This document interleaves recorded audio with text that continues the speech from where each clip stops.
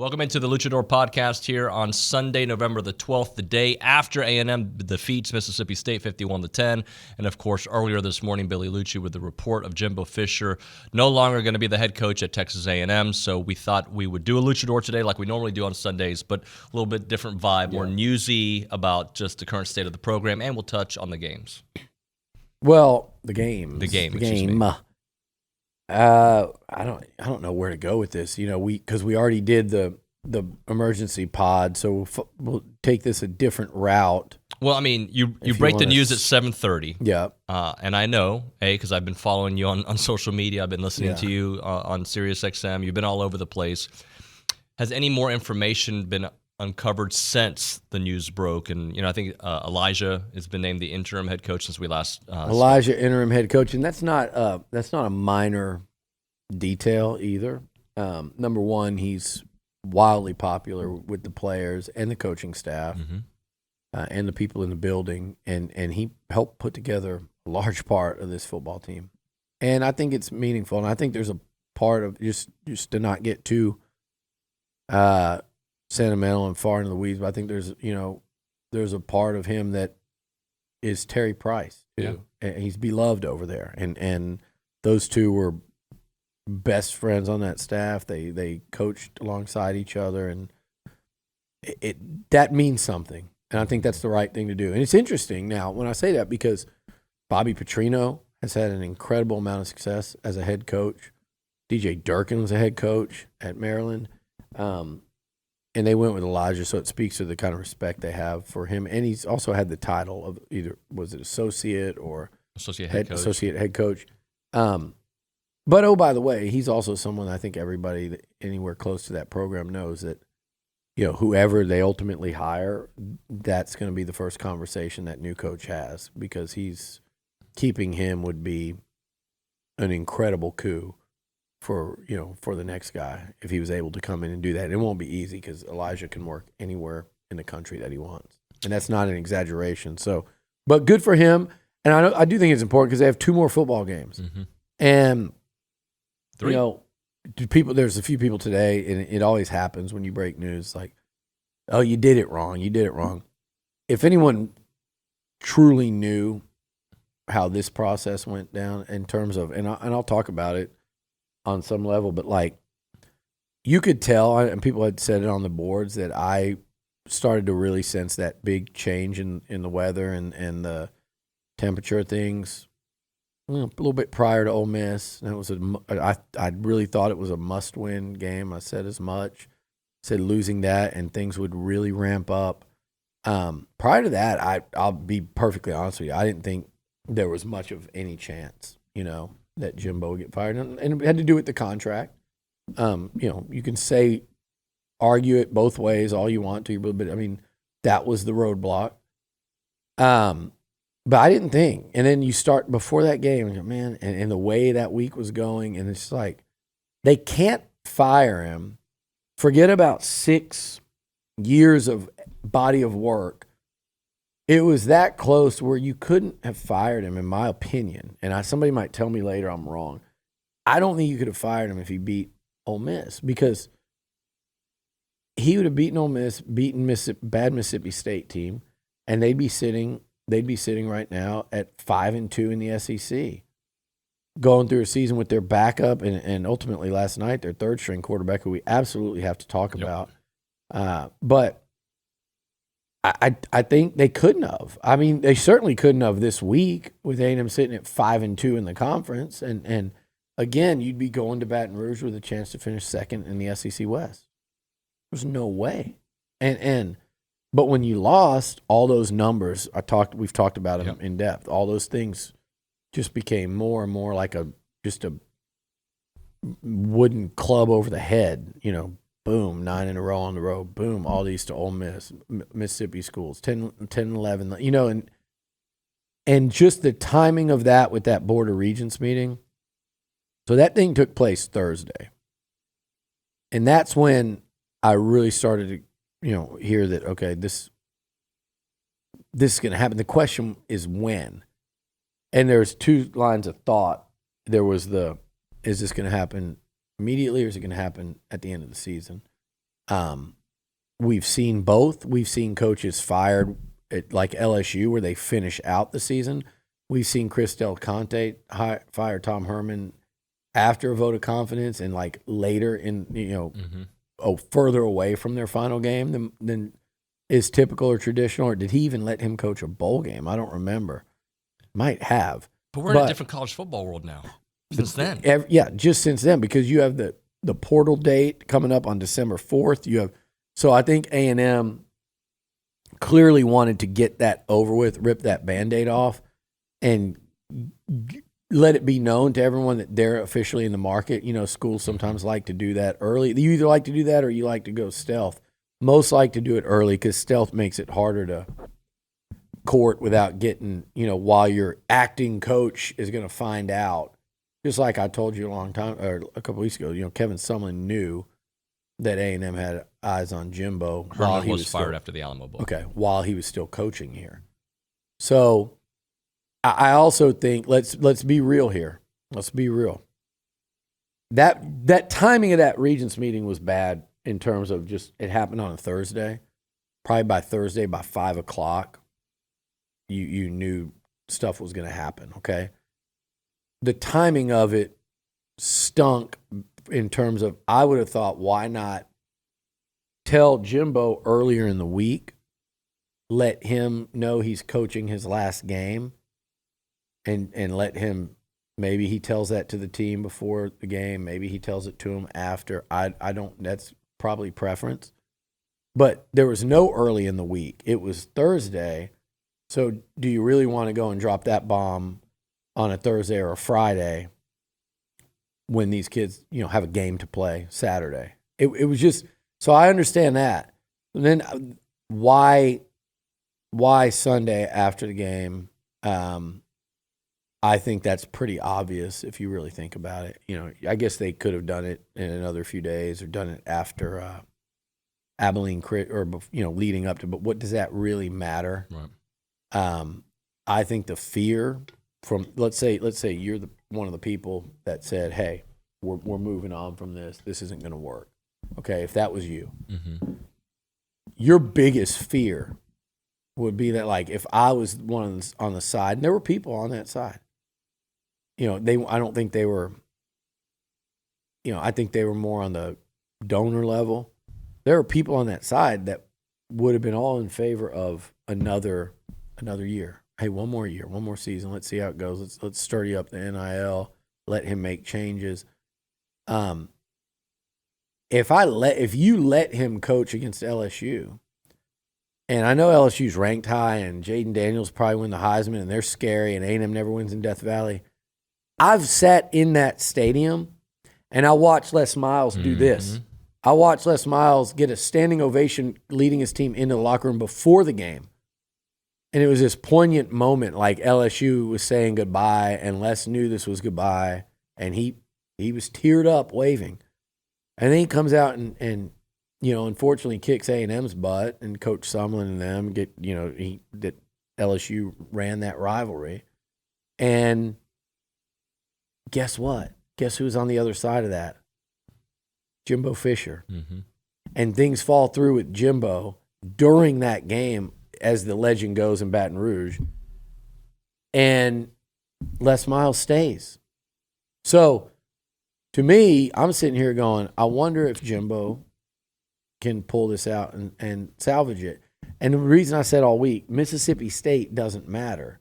You asked me, I said, if they had to crack at LSU, Ole Miss mattered more because the die is going to be cast before LSU, because if they wanted him out, it had to be.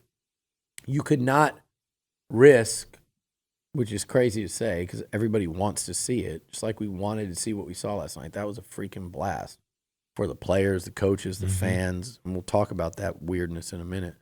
But if he goes out there and beats LSU, then the people that thought it was time for a change were probably going to get shouted down, and probably for a second year in a row. So that's why I think the timing was when it was, as opposed to like they kind of made that decision on all the way back on Thursday.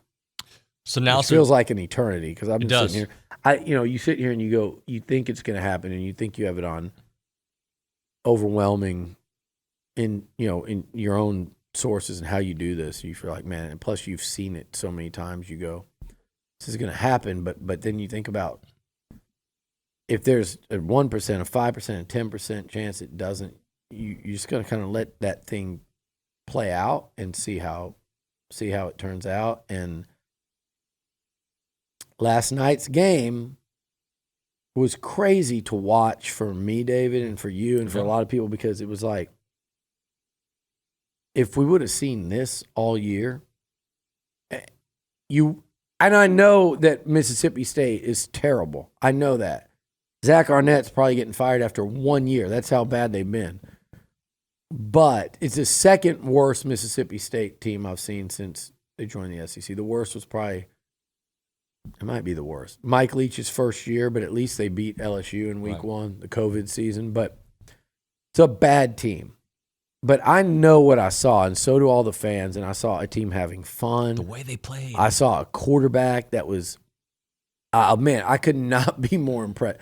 Jalen Henderson just beat the last place team in the SEC. But because of where A&M was coming into last night, because of that crowd, hey, Aggie fans, 12th man, freaking incredible to come out in those numbers.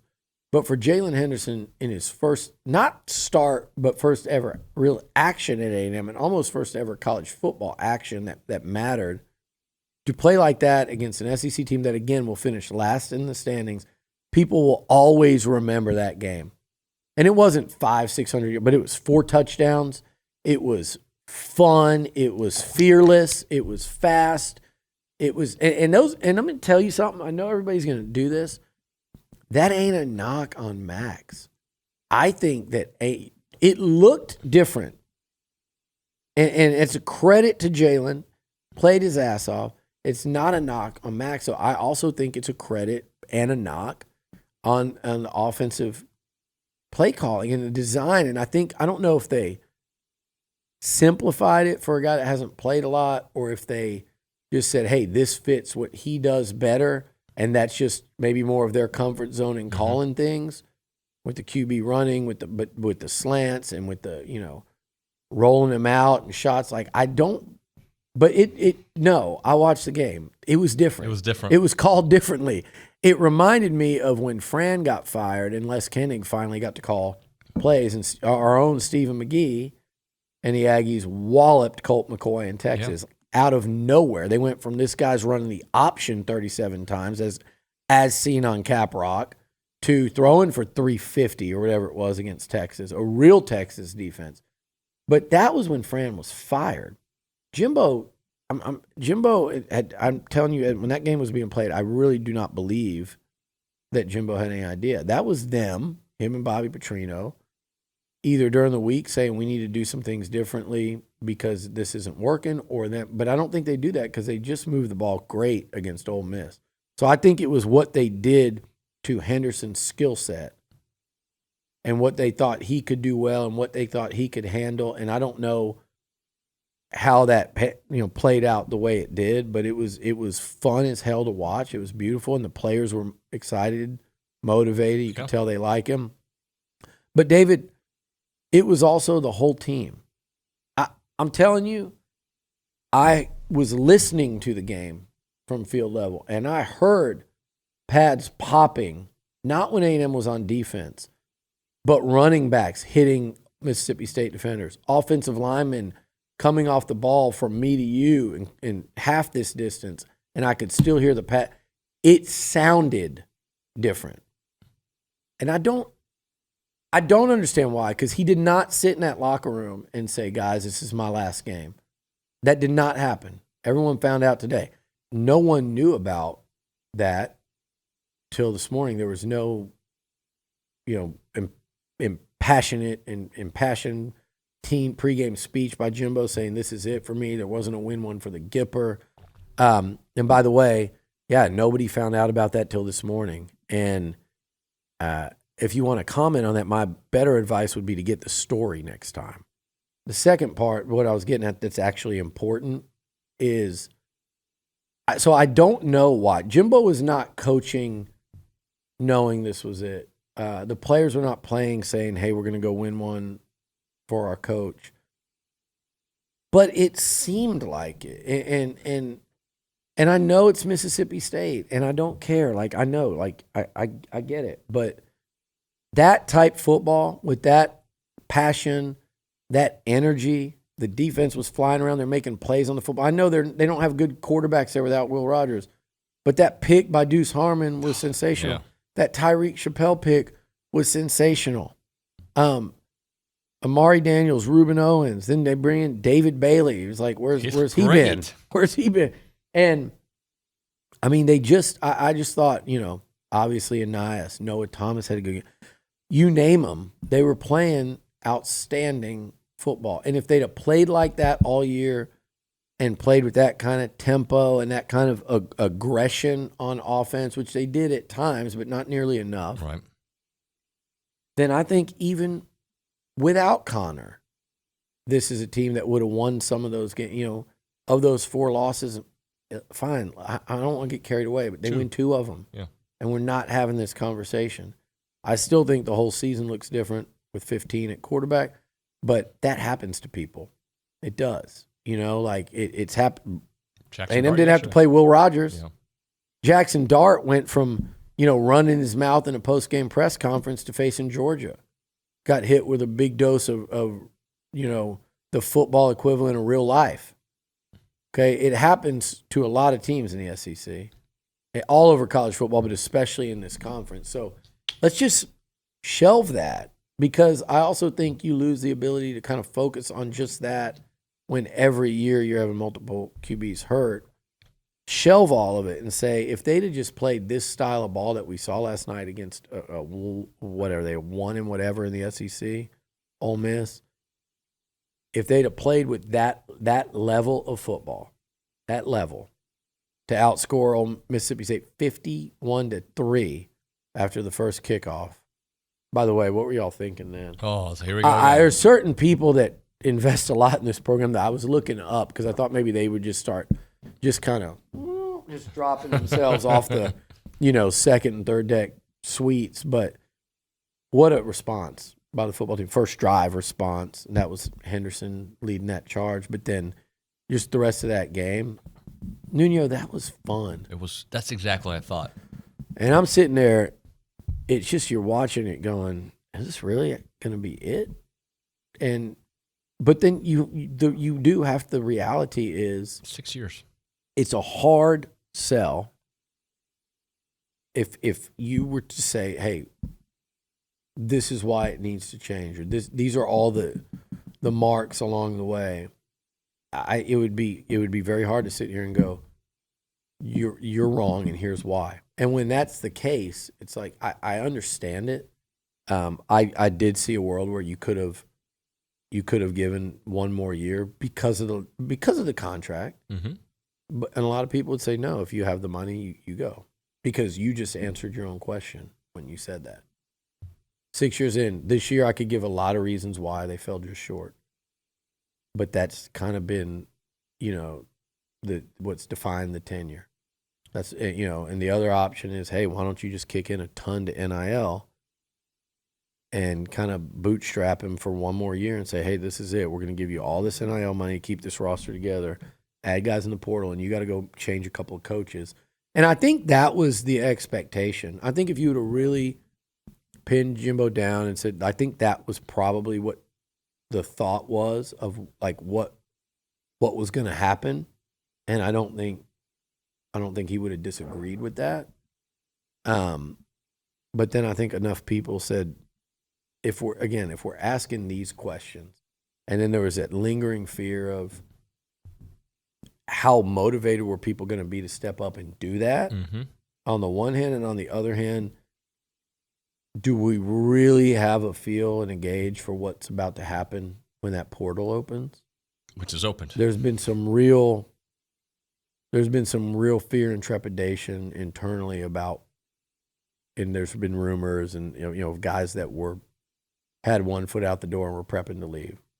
And I'm not just talking about like one big name or two. I'm talking about like A bunch, what it was going to do to your roster and then what happens with that kind of momentum. The irony of college football today, though, is now it flips. Now it becomes, I don't know who my coach is. Mm-hmm. And even some of those guys that were probably going to leave Jimbo and be like, man, y'all fired Jimbo, so now what? Like it's crazy, which, in 2023, which only heightens the job that Ross Bjork, the athletic department, and whoever else is involved in the search. I believe they'll do a search firm. That's my opinion. You don't obviously just hire off of it, but I bet you'll see A&M hire a search So that firm. in place starts getting in place tomorrow, kind of thing. Yeah, I mean, I think this is look. You got it. You got a short I think window. you need to have the coach. I mean, you don't have to. I mean, you can survive it, but I mean, optimally, you'd want a coach hired within 2 weeks, and that's by the Monday after LSU. Yeah, I mean, that's a fast time frame, and maybe it's 3, but you start getting much past that, you're to the portal. Yep. So yeah, put a hard date on it. On the portal opens December 4th. You're going to have someone by December 1st in here. So technically, David, the portal's open now. So I say they have someone hired by December 1st with that portal opening December 4th. For A&M, as you noted, the portal is open now, and guys are going to, between now and when you hire somebody, guys are going to be going into the portal. And some of them will think, well, I can still stay at A&M, but I'm going to go in the portal. That's going to create a nightmare. And Elijah Robinson will be a massive part of that. So will these other coaches. And look, I've already had a couple of them reach out today. Thanking us for how we, and I thank them back. These are good dudes. Yeah. These are good people, family. I mean, every staff that's come through, you hate it. Every once in a while, you'll get a coach that's, a jerk in this profession, just like in any profession. But this group was different in terms of the people. So, yeah, they're going to work for A&M, and I know people don't think so. They're going to be looking for themselves and what they can find out there. But they're going to work for A&M, and they're going to coach here and probably coach, 2 games in a bowl.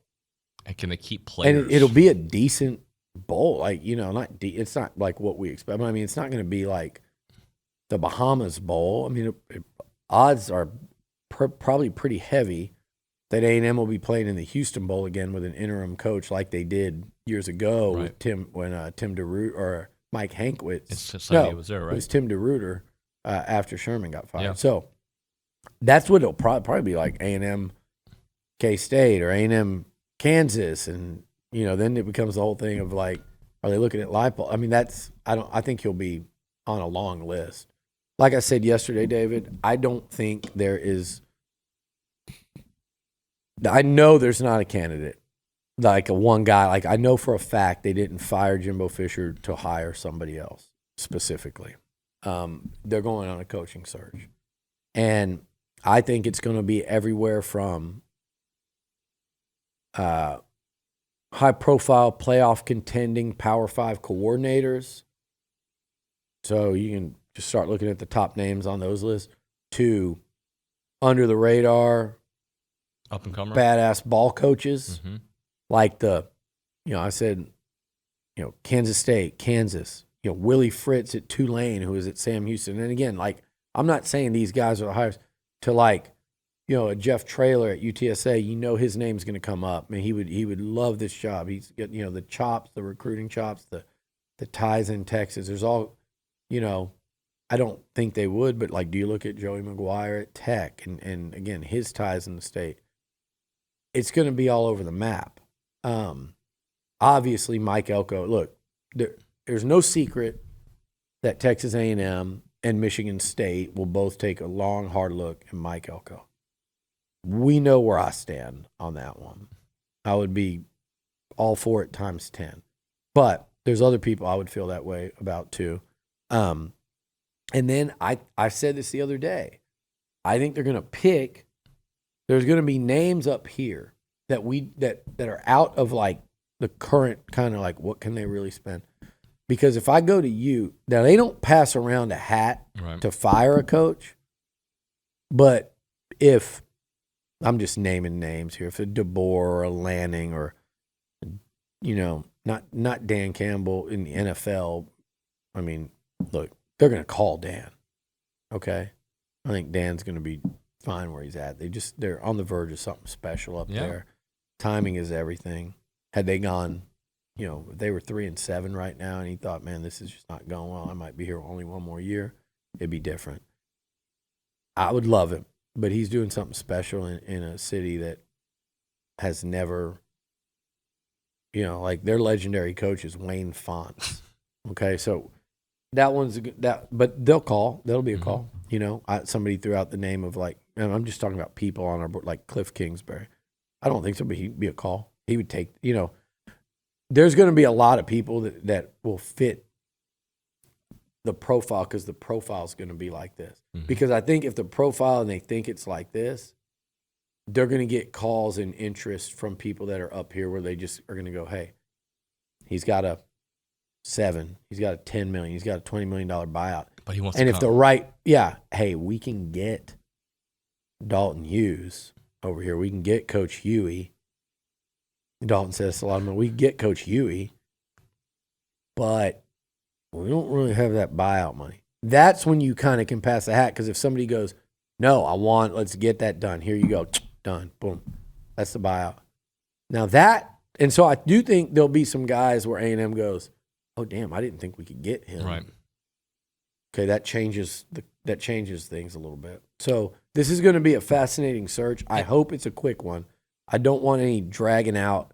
We can't afford it right now. Crap. They can't afford it. What'll be interesting, though, is if they hire somebody involved in any way in the playoff, and it has to be quiet for that long, like past the ball games. I think we'll all go crazy. But I think sometimes those guys they leave. Start working, don't they? Well, a lot of times they're going to leave the job because A&M's going to, hey, we're paying you more.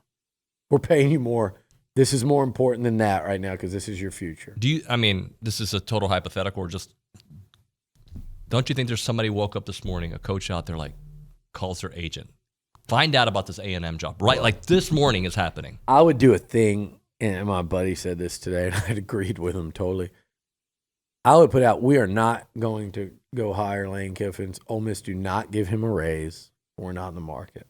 That would be how I would preface it if I was Ross doing a press conference or whatever.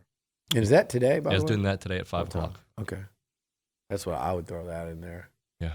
I'm kidding. But But I bet you Lane But would. guys of course Lane would. But guys like Lane Kiffin, Mark Stoops, trying to think of these other coaches.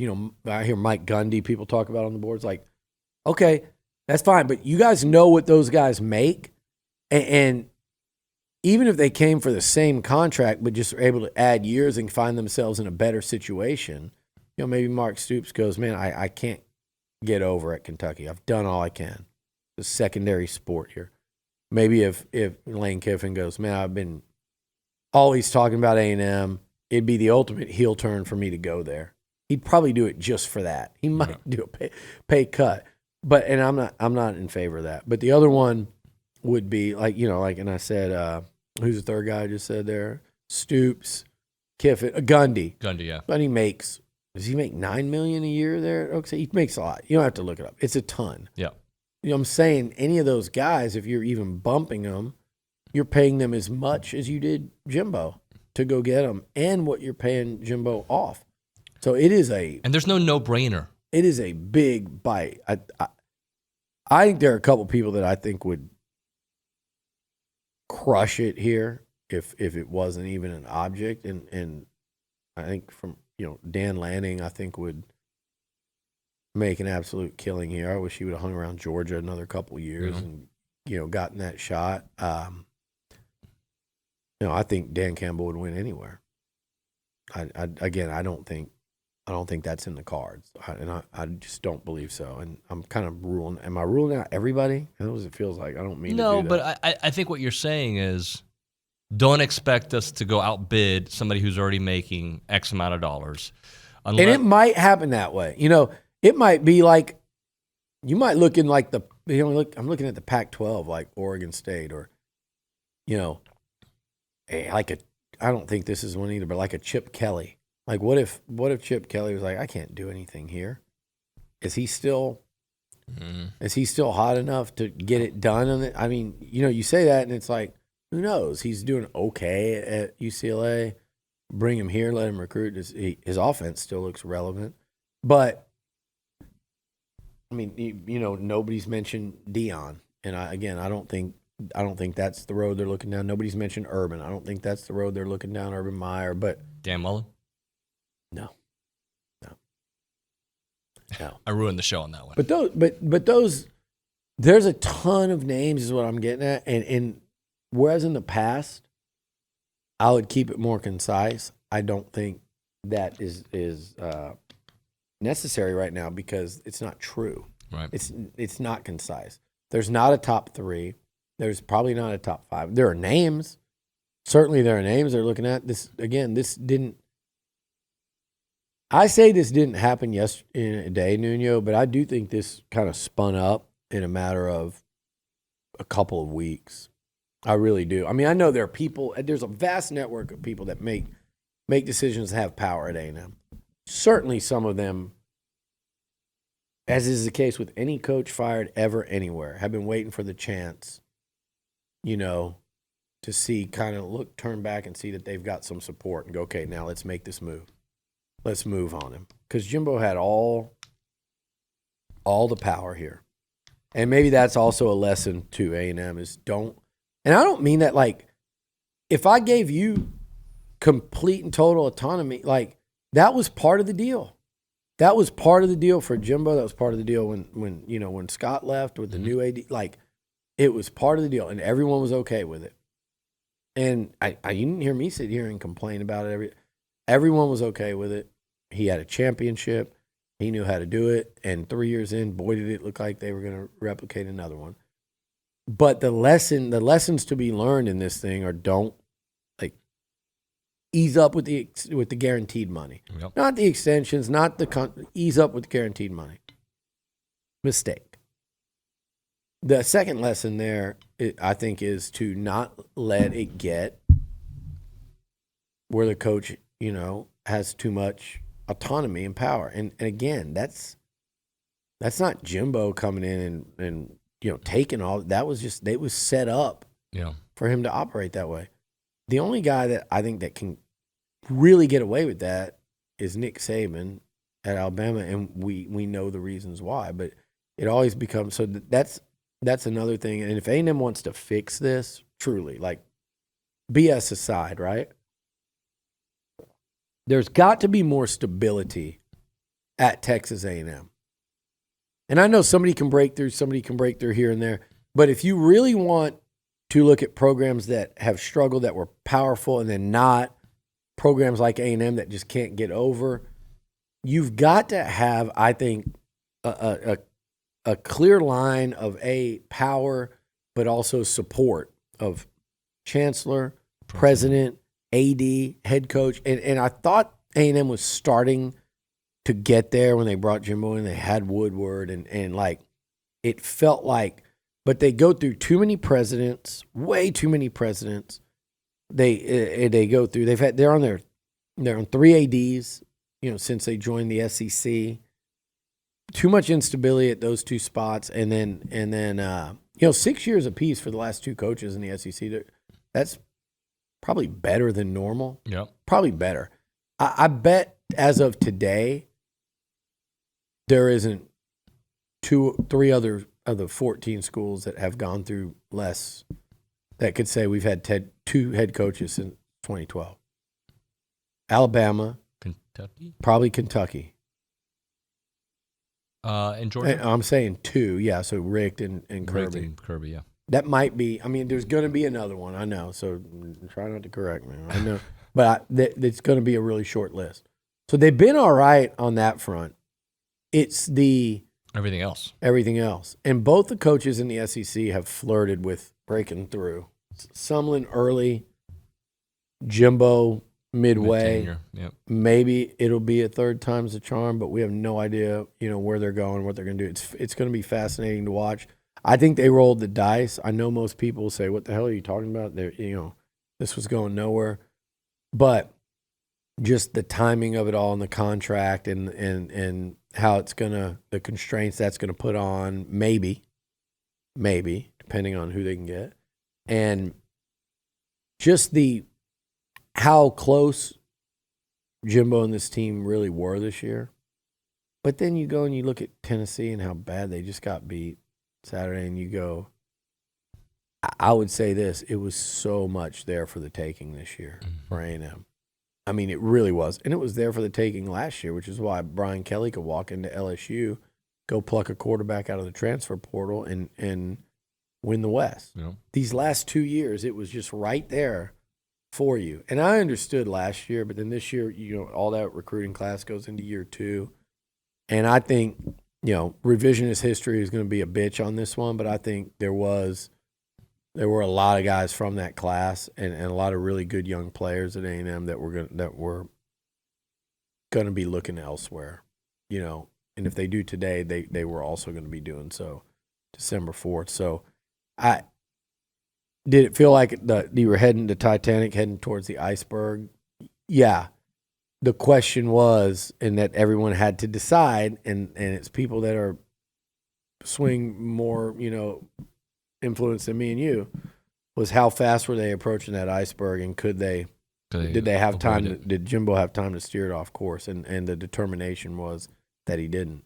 And so, and some might say they were fearing that he was going to hit that iceberg by like December 4th. Right. But I told you this week that game didn't matter. It didn't matter. Ole Miss was the one that mattered, and it's irony there because I think Ole Miss is where it kind of started to come unraveled 2 years ago.